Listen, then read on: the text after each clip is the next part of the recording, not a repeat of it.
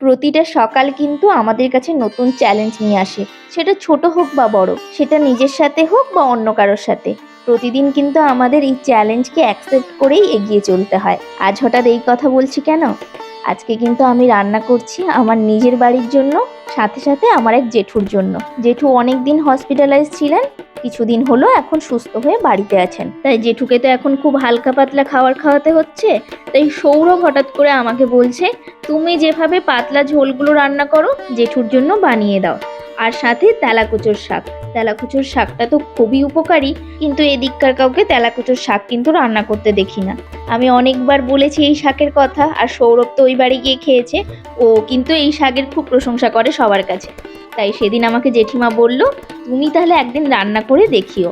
এই শাকটা যারা রান্না করতে জানেন না একটু অসুবিধা হবে, কারণ এর কাটা বাছাটা একটু সমস্যা আর অনেকটা সময় সাপেক্ষ। আজকে তো প্রায় 8-9 জনের রান্না, সমস্ত শাক কাটা বাছা করতে অনেকটা সময় গেছে। তাই আজকে আপনাদের সাথে শাকটা কাটা বাছার ভিডিওটা দিতে পারলাম না। একদিন সময় করে আপনাদের সাথে শাকটাকে বাছার ভিডিওটা আপনাদের দিয়ে দেব, তাহলে আপনারাও এটা রান্না করে খেতে পারবেন। এটা খুবই উপকারী একটা শাক, সাথে খুব টেস্টিও। একবার খেলে বারবার ইচ্ছে করবে এই শাকের চচ্চড়ি খেতে।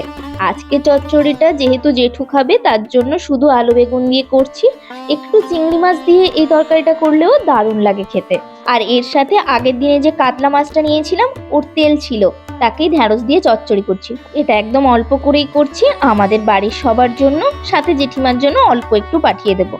এখন তো জেঠুকে এই মাছের তেল দেওয়া যাবে না, এখন যতটা পারা যায় লাইট খাবারই দিতে হবে। এই যে দেখুন, যিনি আমাকে চ্যালেঞ্জ দিয়েছেন উনি আগে বাটি নিয়ে টেস্ট করছেন আমি চ্যালেঞ্জ কতটা ফুলফিল করতে পেরেছি। জানেন, প্রতিদিন আমাকে দিয়ে রান্না করাবে, দিয়ে আবার শেষে কি বলবে বলুন তো?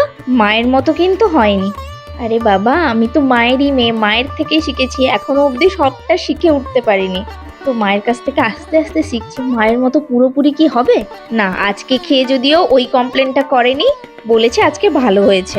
যাক, চচ্চড়িটা নামিয়ে এদিকে মাছের ঝোলটাও বসিয়ে দিয়েছি। আজকে অনেকটা দেরি করে রান্না বসিয়েছি, কারণ যাতে গরম গরম তরকারিটা পাঠাতে পারি। আজকে ঝোলটা একদমই লাইট রান্না করছি, আলু, পেঁপে, কুমড়োর ডগা আর মাছ দিয়ে।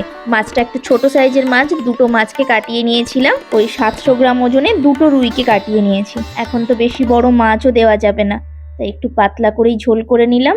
এবার টিফিন বক্সে সমস্তটা রেডি করে দিয়ে, একটা আম অনেক দিন থেকে ফ্রিজে পড়ে নষ্ট হচ্ছে, সেটাকে দিয়ে একটু চাটনি করে নেব।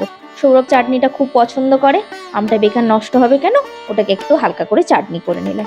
আজ আসি, অসংখ্য ধন্যবাদ ভিডিওটি দেখার জন্য।